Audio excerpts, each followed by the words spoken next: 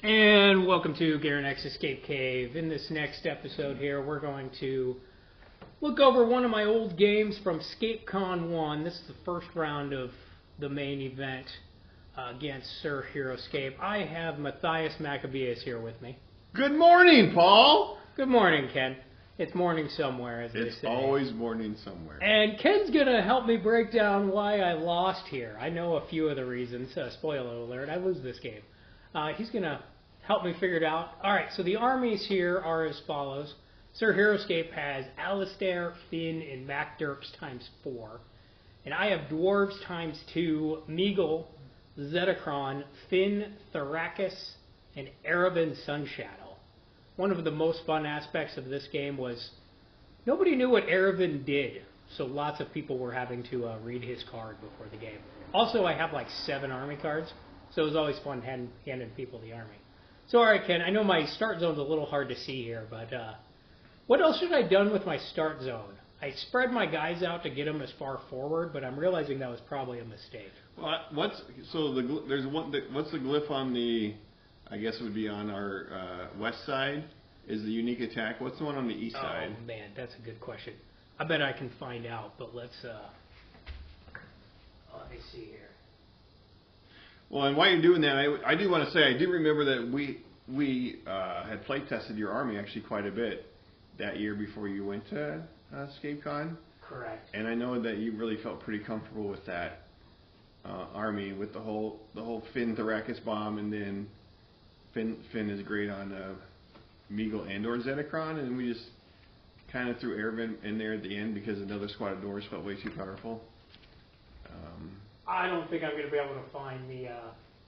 Well, I don't think I can help you with this video then. So. Well, I don't think it ever came into play, so we're going to assume it was... like loading or something? Yeah, loading or something of no consequence. I guess the unique attack seems really good for Zetacron and Meagle, but is it worth fighting over? I'm not sure, because you're giving up low ground there. Maybe you would want to park in that vicinity, because perhaps you wanted to take over, or like at least fight for that. But I'd probably, if I fly in Thrakus, I might place him at least on the 2 hexes. I think you place him on low ground too when you play. Let's see. Yeah, so we'll let the game play a little bit here. Assuming you have the... So see, I think I would at least put Thrakus on high ground unless you didn't have the movement. So maybe like here? No. Freaking videos. Can you rewind? I don't know. No, just above the glyph. Oh, I gotcha. Just above the glyph, and then if you really wanted to drop Finn, because if you did that, you could also... If you had enough movement, I'd have to count out, because I don't even know what map... Is this Super Frogs map that I didn't like? I think it's a Super Frogs map, which is Dark Fulcrum by Game Bear is way better than this map anyway. I think you could have put Thrakus above Finn with both those spaces, so nobody could get height on either one of them. I don't think I had enough movement, maybe. Okay. To get quite there. But I guess I don't... Then I think you just slow roll them and maybe place them in the back further, or you put them on that 2 rock hex height, or next to that outcrop, and then you drop Finn on that shadow tile. Okay. Because the goal was always to either grab an early glyph or block up an area. Right. So it'd be a glyph worth grabbing, right? Because do you care if he gets that? It gives Finn +1 extra attack, and Alistair, which I'm assuming he's going to run around in his start zone for a while. Well, the main idea was giving Meagle the +1 attack, but he probably doesn't really need it. He's either going to kill something or he's not. Right, and the problem is Meagle's not up there yet, right? So, like maybe if you lost initiative, but I also wanted Finn to die, so he was kind of a... Yeah, you did, but you didn't, right? So sure. All right, we'll let the game play here. And okay, so he's just moving Finn right away. He's not using Alistair. Right. He starts off with Finn, and then the Finns attack each other for a little bit. Sir Heroscape's good about cutting out. So he's just developing straight towards you. So he doesn't even care about the other glyph either. So whatever it was lame. Right.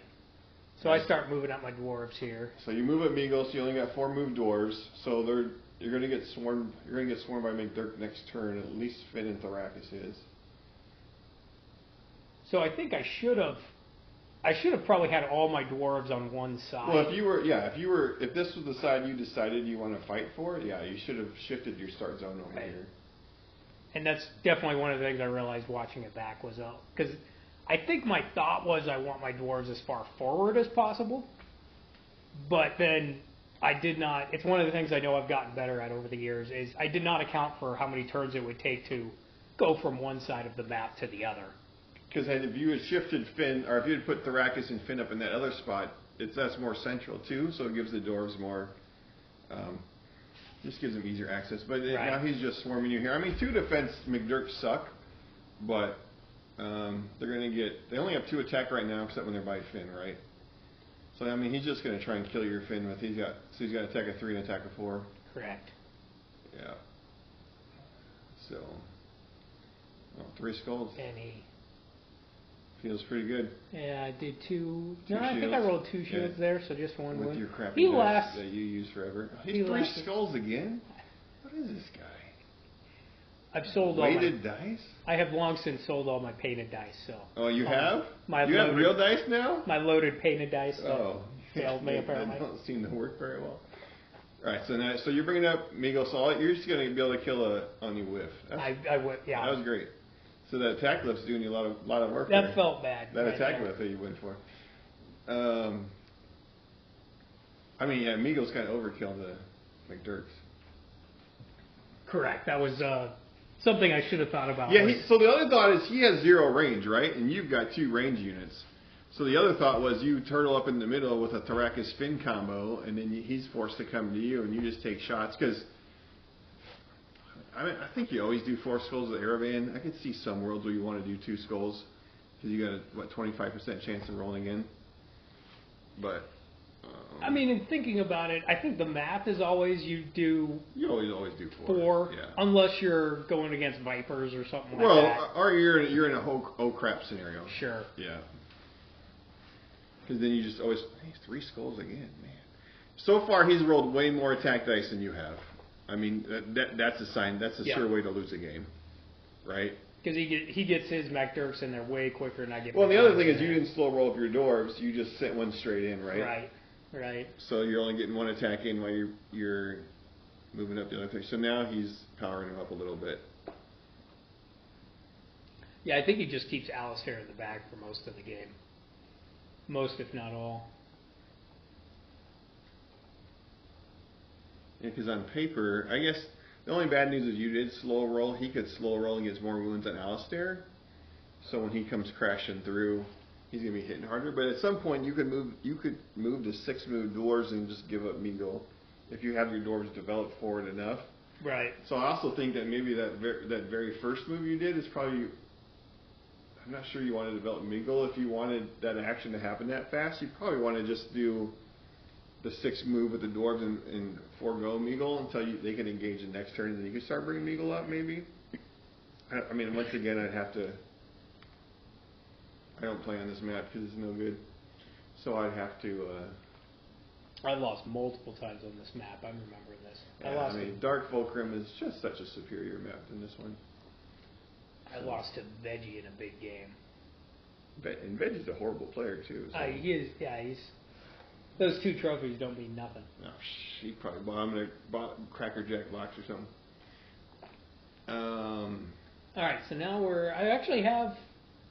Nope, I only got 3 dwarves and Meagle. But he's still got the initial attack, like you know what I mean. Oh, like and he's attacking me. That's right. Yeah, He came to me. And he's got, and they're powered up. And he's got Finn. Like they're just throwing lots of skulls. Right. And he's taking full advantage of the skulls too. It looks like he's not giving you an easy time.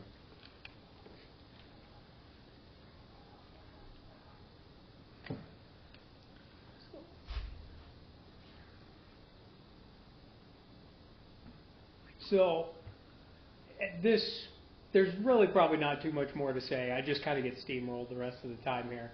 But it's interesting looking at how my army did.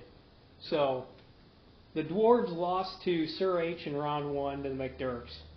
Then they lost to Nick the Ant in round 2. But you won. I won, but the dwarves lost to. It was he brought Tagawa Samurai Archers. And it was a lava map, I remember. So the dwarves just had to trudge across the lava map to me, and then I had Counter-Strike, which helped a lot. And you're doing a little bit of trading here, but the problem is, like, he's just got 4 squads to your 2, and you guys have already been thinned out a little bit, right? Correct. And I think there's only one round I get a full 4 attacks from dwarves, and I think Meagle was already dead by then. So I just never... Does Meagle die to a whiff? He dies... I think is he already dead? Or is he behind that tree? Dude, I don't know. I think we missed it. He went down quicker than he probably should have. But at the same time... He probably whiffed then. At the same time, he's rolling so much attack dice here. Yeah, but I mean, with 4 defense, and he just needs 1 shield, that's at least it should be. He's supposed to last a while, but yeah, I probably did whiff. Oh, I think was that just him? That might have just been him. Yeah. Let's see. Then round 3, I beat Hound's Rule with my army. He brought 2 Glads, Multi, 1 Hound, Sam Brown, and Eldgrid. Are you down to 4 dwarves here? I think this is where I actually get 4 attacks, I think. Or no, it's the next time. I think I just have 4 or 5 dwarves left. It's hard to see behind that tree. Yeah. Yeah, because the McDurks die pretty easily. Correct. If you can get attacks into them. And you're right. That's where like I shouldn't have worried about the unique attack left because, I mean, Meagle, he's either going to kill a 2 defense figure or he's going to whiff, right? Right. You get a 25% chance to whiff. So. And I think I put. Oh yeah, I could see Meagle in the back there. Okay, here's where I actually get 4 attacks. I think from. Or maybe still not yet because I got a dwarf way in the back there, but. The other one can shift if you wanted the attack for sure, unless you already moved him. Yeah, I mean, like, you should get these kills when you swing with dwarves versus McDurks most of the time. I think 3 versus 2 is like a 63% chance to kill or something like that. But there, I think that was a 4v2 and I didn't kill anything. Yeah, it's not. But yeah, I think 3 versus 2 is. I was just looking at that earlier today with Gallery Vanguards. I think it's a 63% chance to kill. Do I kill anything this round? It does not look like it. I see if I kill anything on this last one. It's a hidden attack, right? These have all been hided, I think. Maybe one was there, I kill something. All right. No chance there. All right, so 4 attacks and I kill 1. I mean, that's not great. Little variance there, but... But, I mean, the main thing is just I didn't slow roll well, and start zone was set up poorly. Yeah, like I said, you had well... And how powerful were the glyphs, too? Like, did you even need to move? Because you have just built a wall with your dwarves, shot from behind it, and then... Once he was forward, you moved your order markers to your dwarves. Now, granted, you're only getting 1 or 2 kills. 1 kill was Zedekron or Erevan, but... I know I made that mistake in multiple games at this ScapeCon. I remember a game against George where I could have set up behind a unique attack glyph when I had Krav. And I didn't. I just ran the dwarves in, and at the end of the game, George was just like, dude, what are you doing? Is this Brandar? The glyph is Brandar? That's what they said. That other glyph. Is that what it was? Maybe it might have done something special. Maybe it was a custom glyph or something that year. Okay. Yeah, because it just seems like unique attack was not. Is there a list of the glyphs he ran somewhere? There's not. Not that I could find. I'd have to do. There probably is on Heroscapers actually. I was just on Heroscape.org. Yeah, because that doesn't, I don't know what glyphs, I wasn't there for ScapeCon 1, so I don't know. 3 was your first one. 2 was my last one, and I think 3 was your first one. Yeah. We've never overlapped. That's good, because we only live 15 minutes from each other. I know. So that's great. That makes sense. Yeah, it makes a lot of sense. So now he just keeps bringing up. I mean, he can afford to now. You're basically down to 1 attack per turn when you got 2 dwarves left. So, like, it doesn't matter at this point. Like, he's about to kill one of the dwarves, right? Yeah. So let's see. So you got 3. I'm sorry, that was 3. Now you're down to 2. It looks like. So this whole tournament, I ended up going 4-2. So I made day 2, and I got absolutely slaughtered the first round. You lose to Jacob, right? I think so, because I had it written down. I think it was Necro, Necro beat you the arrows. Or you had arrows? Did you? I had arrows and beasts, Smeagol and Krug, and Raylan version 2, Swarm of the Morrow, and I threw Raylan up in front, and she just got slaughtered. By who? Dwarves? Must have been dwarves running across. Oh, really? And then it did not go well. But let's see, round 4, I won against Dysel. So dwarves lost to Raylan, monks times 2, molten claw, green scales times 1, and rats times 1. Really? I vaguely remember playing Dysel, but I don't remember much of that one. Huh. Then I also beat Johnny Frisbee. Yeah, he's a chump. Dwarves beat Thrakus, Tandros, Skahen, Cutters times 2, Heavies times 1, and Nirak. Man, Pod. Yeah, that I mean, I can see them winning that easily. Do we call these pod armies? What do they call these? Oh, Mike would call them pod or toolbox. Probably toolbox. I don't even know. It's the same thing to me, really. Maybe there was another term. Last game I lost to Nathan, Infected Sloth, I think. Dwarves, so he had the dwarves, and they beat Spiders times 3, Wyvern, Mohicans times 2, Brave Arrow, Thrakus, Derek. And I remember I had no idea how to play Spiders and Wyvern. Yeah. They also don't have Estavara. The Spiders are a little bit more finesse army, but I feel like, you know, when I had some success with them back in the day, but I feel like a lot of people, I mean, that was years ago, a lot of people had plenty of time to sort them out. All right, so here I'm down to just... Yeah, I mean, these are just desperation shot attacks at this point, right? Right. This is just hoping I could kite around and shoot at them as they coming over the hill. Thinning them out a little bit, right? So, I mean, he's getting thinned out a bit. So he's got, what, 6 McDurks left? 7? Oh, he's still got some in his start zone, I think. So, but he's cheating. He's terraforming the map. Get that mountain out of here. So, but yeah, I mean, the hope was I don't even know if Zelrig takes any. Not Zelrig. Zedekron. I don't even know if Zedekron takes anything out here, but Erevan I don't think does too much here, but let's see, was this my... Alright, here's my first turn with Erevan, I think. I face step out of there. I remember I counted this down exactly where I wanted to go. So you chose to shoot the guy by the jungle in the shadow. Well, you know, I'm smart like that. Instead of the guy who starts on that by anything. I'm smart like that. Okay. I think maybe there he wasn't in range of anybody. No, I mean, he definitely could get to me. Right. Who knows what I was thinking? Okay. I probably wasn't thinking a whole lot. Everybody makes choices. No, that's a good call though. Who knows why I made that choice? Because I mean, if even if you stay where you were, like I think the only guy who could have got you was Finn, maybe. And if you would have killed that one.